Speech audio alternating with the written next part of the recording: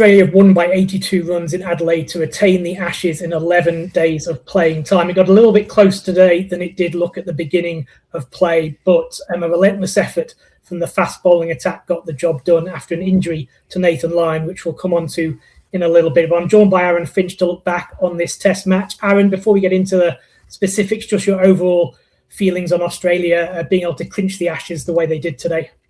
Yeah, it was outstanding today. I thought England showed a lot of fight, but they were always coming from too far back in the game from that first innings. And I mean, the way that the bowling group have continued to keep coming time and time again, spell after spell, day after day, when required, they've been rewarded with another great Ashes series win. So Mitchell Starc, Pat Cummins, Scott Boland and Nathan Lyon until he went down.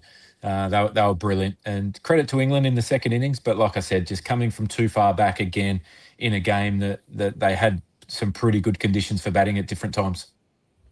If we just go back to the start of the game, feels quite a long time ago, given this game's gone 5 days. We don't have too many of them in Australia in recent years, but it was a slightly haphazard batting display on that first day, I think you'd say, by Australia.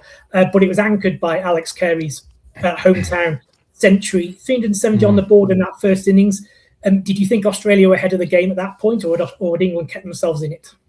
Well, I thought Australia were behind the game, to be fair, in the first innings. That looked like as good a batting wicket as we've seen in Australia for probably the last 5 or 6 years. There's been some really difficult batting conditions, and I think that it probably showed to a point where guys are used to expecting to get a good ball every now and then with their name on it. So they almost batted accordingly. Weatherald, like a half pull shot, Travis Head, a drive caught cover, Marnus nicking off. I think that there was just enough. Sorry, caught mid wicket straight after lunch. Cameron Green chipping to mid wicket. I think there wasn't enough good balls that knocked over the Australian top order, and they probably gifted a few too many wickets. They'll be the first to say that. But I thought England were well and truly in the game, but their top order, once again, they just couldn't get the job done in perfect batting conditions. But credit does go to Australia in that situation. Their bowling was relentless right throughout that first innings in particular. Just wanted to touch on that. You had Mitchell Starc obviously had a fantastic first two tests of the series, came back with a big spell today to help clinch it. Pat Cummins' first game of cricket in more than 5 months. Scott Boland was landing on a sixpence every time he started a spell, and then Nathan Lyon, we thought he'd have a big part to play in this test match, and it proved that way. Was that as good a collective a bowling performance as you've seen from Australia in quite a while? Oh, it'd have to be up there when you take into consideration the timing, the third Ashes test with it right on the line, probably not getting enough runs. Well, it turns out that they did get enough runs, but what we thought at the time was probably a few short of what they could have got in that first innings. So, yeah, it was. They never allowed the England batting lineup to breathe at all. There was very few times in both innings where they got away for more than 20 minutes, half an hour, and were able to start dictating. And that's the quality of a group like the Australian bowling group. No matter which combination they play, everyone is prepared to come in and play their role. It's not as if the team has to then fit around one bowler's style. It's right, that bowler comes in and does their job exactly what is required of them each and every time. Like you said, Scott Boland was just ruthless and relentless. He didn't get the rewards that he probably could have when you look at how well he bowled. And I mean, Ricky Ponting highlighted it on the coverage at one point. Just his first over of every spell that he bowled was just on the money, just not allowing a batter to start dominating him and dictating to Scott Boland. So overall, that was as good a display of fast bowling as you'll see in really difficult bowling conditions. What proved to be a match-winning lead was then built by Travis Head's 170 at the top of the order. Has he locked himself in now as a long-term opener for Australia? Oh, you'd be very, very brave to shuffle him back down the order now, wouldn't you?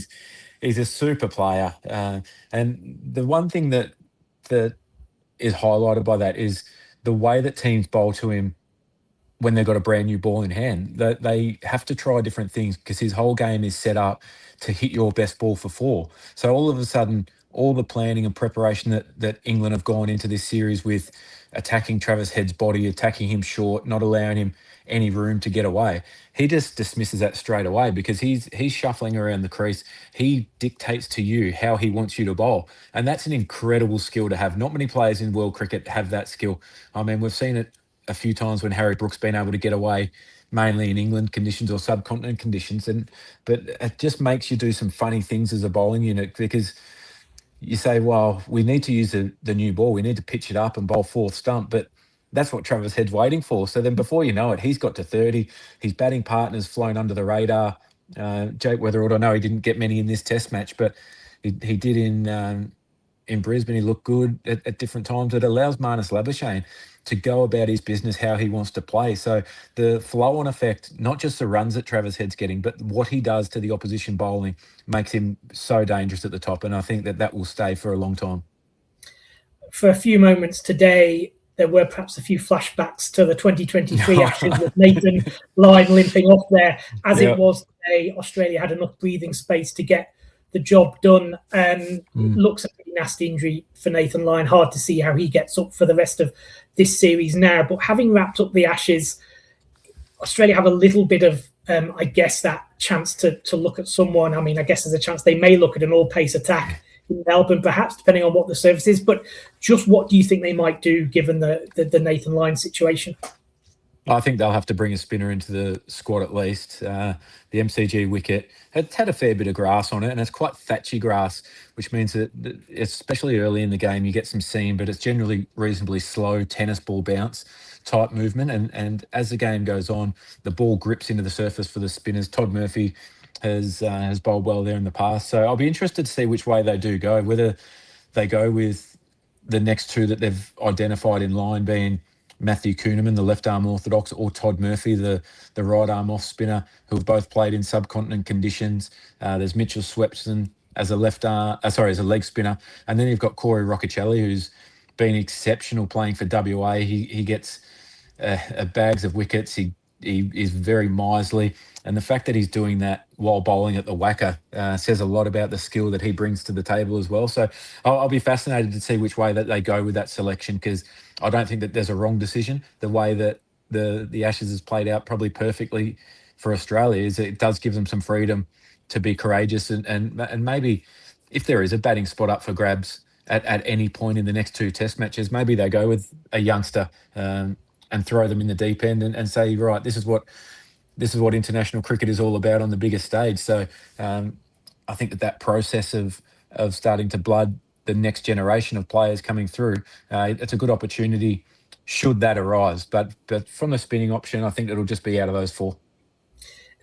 Just on that theme, in a sense, has Usman Khawaja regained control of the end of his Test career, or do you think there's a chance he misses out next week if Steve Smith is well again?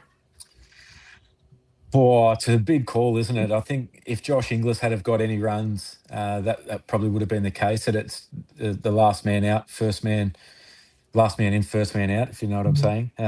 So, again, a really difficult decision for Andrew McDonald, Pat Cummins, George Bailey, Tony Donamade, the selection committee. I mean, he played nicely for, what did he get, 120 runs for the match. He looked very good batting in the middle order.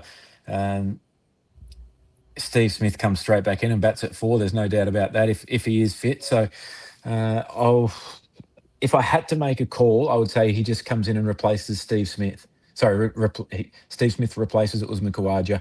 That's the way that I feel it would go, purely based on either Inglis or Webster, whichever way they go for that number 7 role. I think that can be a bit of a swing position. You need somebody there who can be aggressive and change momentum of games if it's not going against you, or be that real counter-attacking player. So, yeah, I think that it will be, unfortunately, Usman out for Steve Smith. And just finally, Aaron, how many regrets will England have from how this last 3 Test matches have gone? Yeah, a lot of regrets. I think their biggest one will be the preparation leading into it.